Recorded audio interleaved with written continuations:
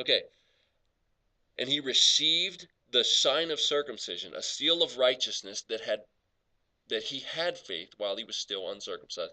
So what he says is circumcision for Abraham was a seal or a picture that he had faith, not backwards. It's not that he was credited righteousness because of his circumcision. He says his circumcision was a seal pointing to his faith. That's what Paul's saying there.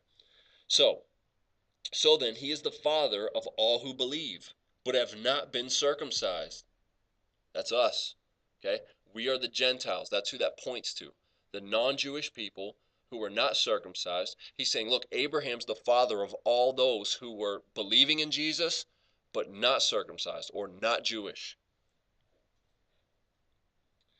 And then he says, he is also, this is verse 12, he is also the father of the circumcised, who not only are circumcised, but also walk in the footsteps of faith that our father Abraham had before he was circumcised. So what's the issue?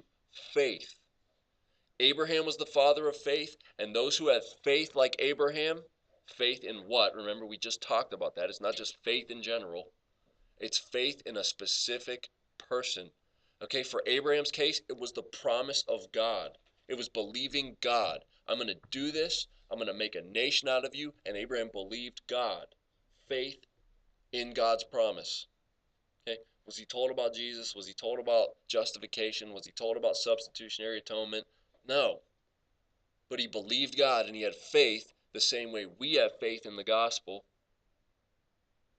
And it's credited to us the righteousness of Christ. Okay, and read Hebrews 11. It's all about the fathers of faith who had faith, who believed God and accomplished great things. They weren't saved because they accomplished great things, but they had faith and believed God, and that's why, I don't know who wrote Hebrews, but that's why whoever wrote Hebrews points to them as the heroes of faith. And what's interesting is just because you're a hero in Hebrews 11 doesn't mean everything went good for you, because some of those guys were sawn in two, hiding in caves, sewn into animal skins, and thrown in the Colosseum in Rome, right, with Nero, and they used to let the tigers out and sew people into animal skins and just let them rip them up for entertainment. Okay, those guys had faith.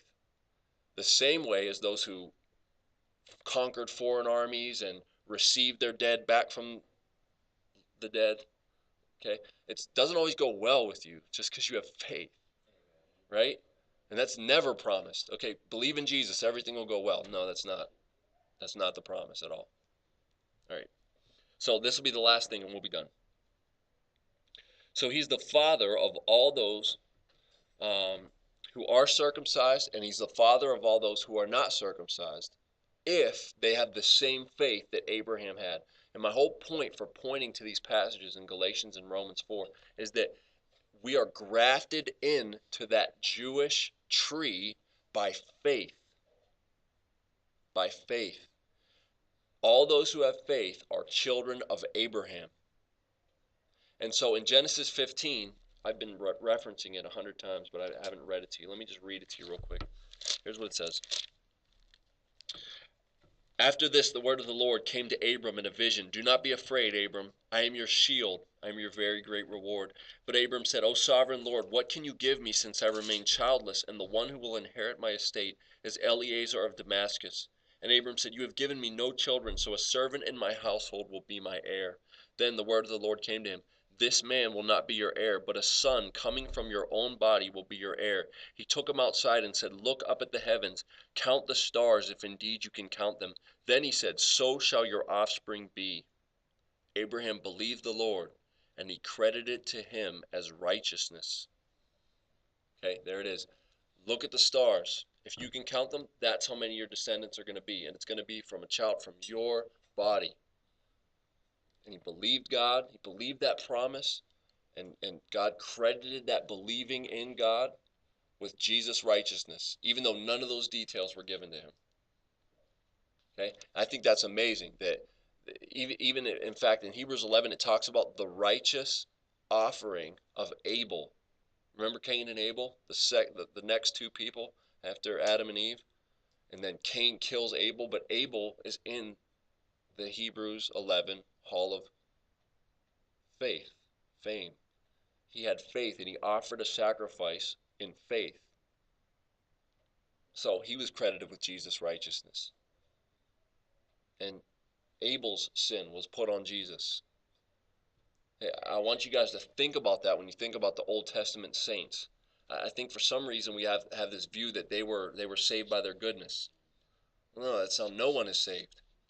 No one is ever saved by their goodness, before Jesus or after Jesus. They are only saved because God credits them with Christ's righteousness, whether they know the details of that or not. And I would argue that the Old Testament people only got little pictures of that in the sacrifices, in the Passover, right? And slowly it became clearer and clearer. And then as the prophets started prophesying, it got clearer and clearer. Remember Isaiah 53, one of the prophets? He'll be pierced for our transgressions. The judgment that was on us was put on him, and it's very clear. And so clearer and clearer the picture gets until he shows up. John the Baptist comes, and then he's the forerunner, and boom, Jesus appears. And here we are later. All right, so let me just read very quickly Romans 11, and we'll be done. Pick up next week with our next verse.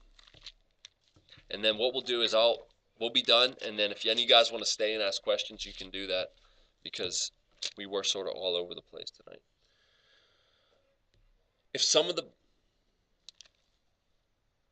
If part of the dough offered as first fruits is holy, then the whole batch is holy.